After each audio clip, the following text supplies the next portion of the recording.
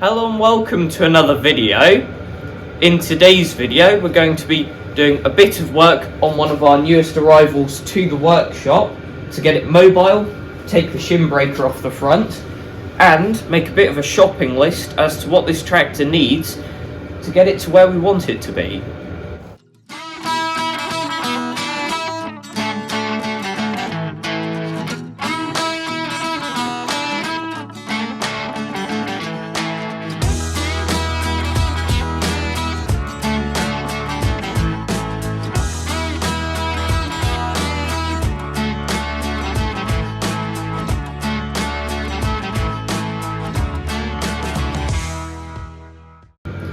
Gone a bit cold again today in the UK, so we've got the heater on, so apologies for that kind of background noise.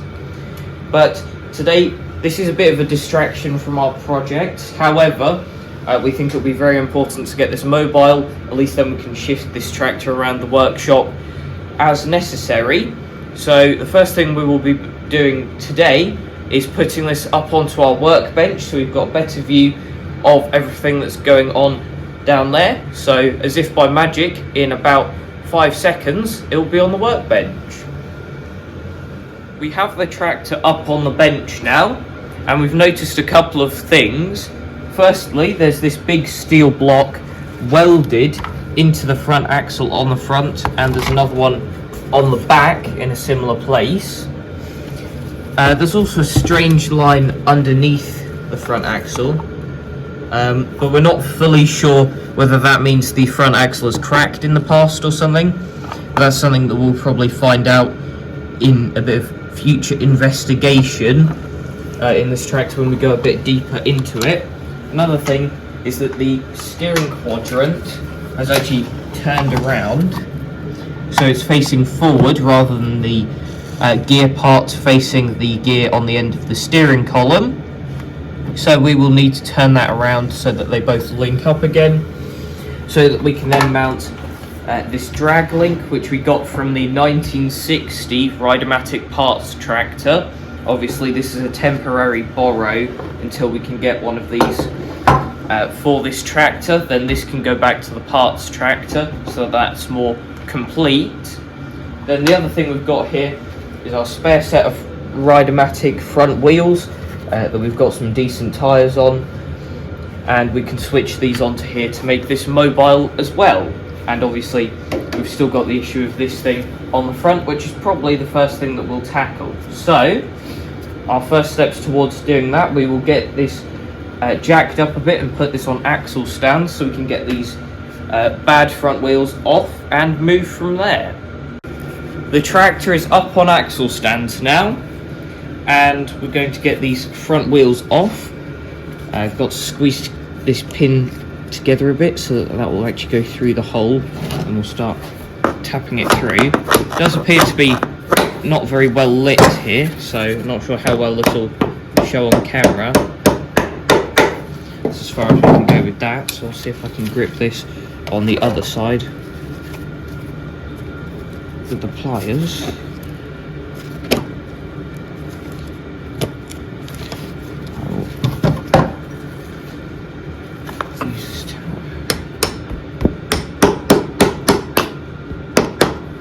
Pretty much as far in as that.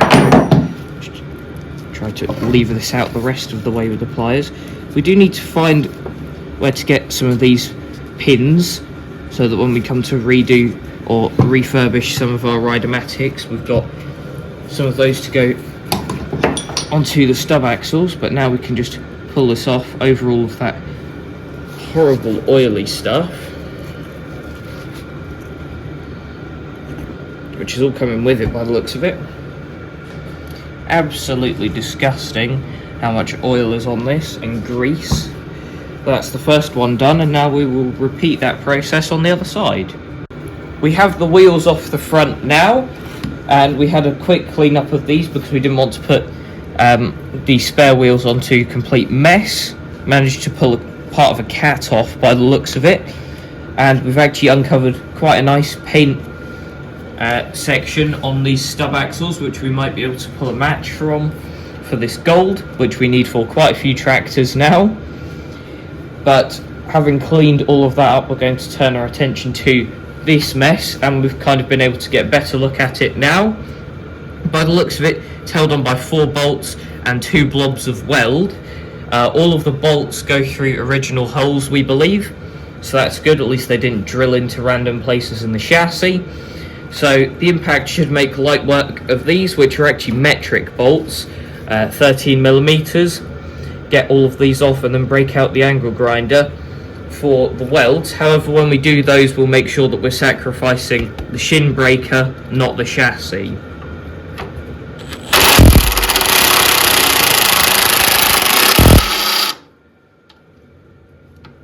It's turning now. Yeah, we'll need a spanner for the rest of that. But I'll grab that and then just whack these off. We've undone all of the bolts now.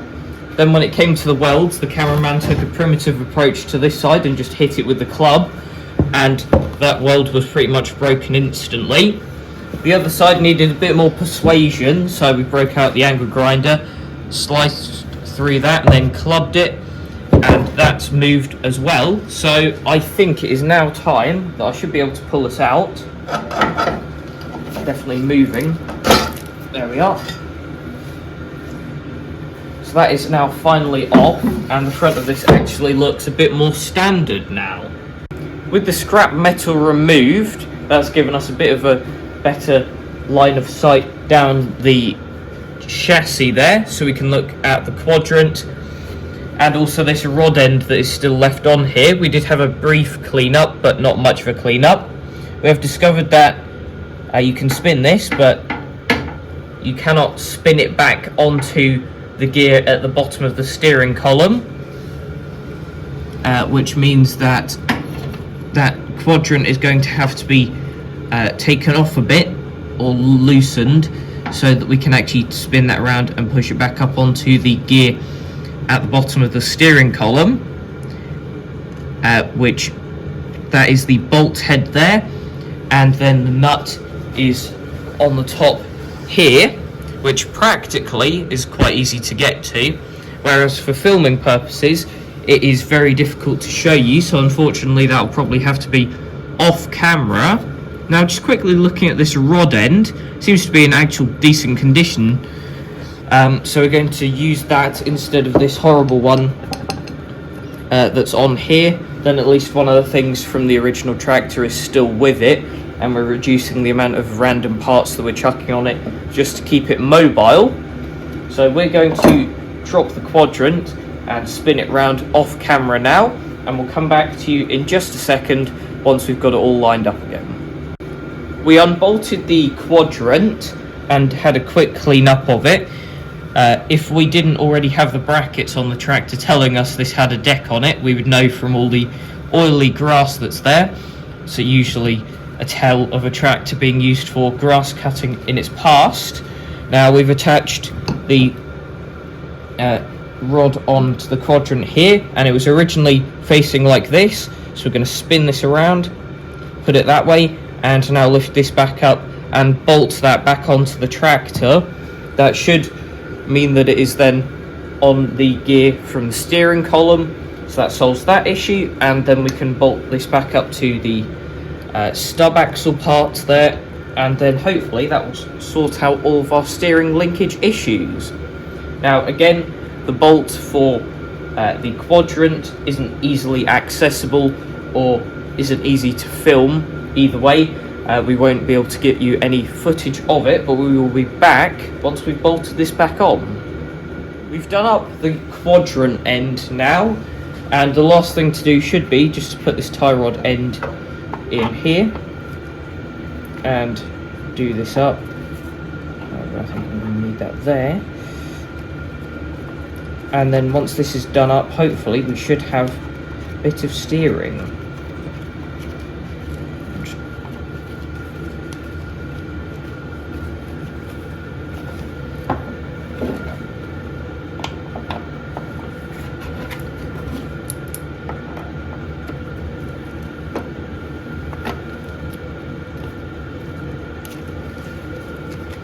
I would use the ratchet end of this spanner, however, I don't think I've got enough gap yet to do that, unfortunately.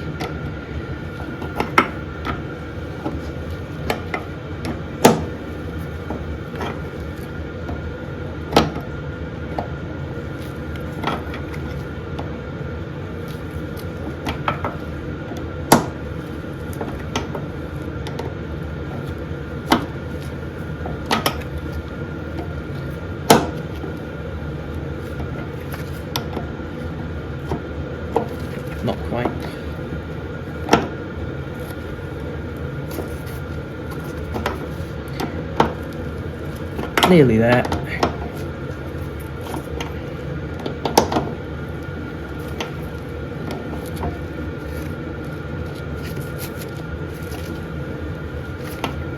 We cut that video there so that we could back off the nut and put 2 new washers on there, and if I move the steering about, you can see that's all finally connected. Obviously the axle stands are in the way at the moment, but when we get the wheels on, we can actually see it steer properly for the first time. Now, we did a bit more cleaning up off camera, and you can see even more original gold paint has showed up here, and also a number written in green, 135. Not fully sure what that symbolises, but it does somewhat make us want to take the rest of this orange paint off and see what lies below it, so I'm sure there's going to be some more clues to the tractor's past.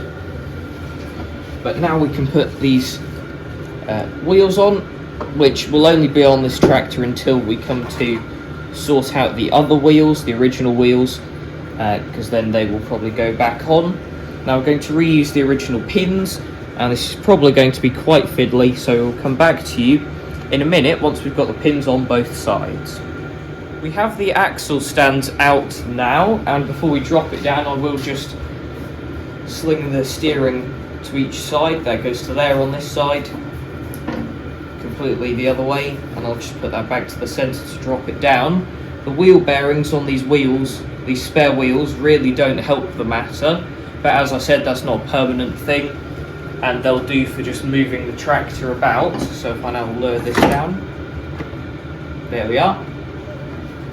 And we now have what we set out to achieve today, which is a mobile tractor without the shin scraper on the front of it.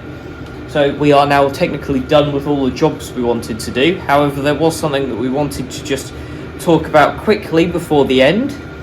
Now, on the front grille of this tractor, there are 4 holes, there, and 2 up here, which are non-standard. Now, we've measured these out, and they are around the size of a UK number plate, and if people put number plates on these garden tractors, usually they would drill into the grille to do so, like on this. So we have a suspicion that this might have been road registered at some point, and on the back there are some non-standard brackets that kind of make the same shape. So we were trying to work out how we could find out if this had a number plate, and therefore if it did have one, what it would be, because if it does have one, we'd like to get the original plate for it.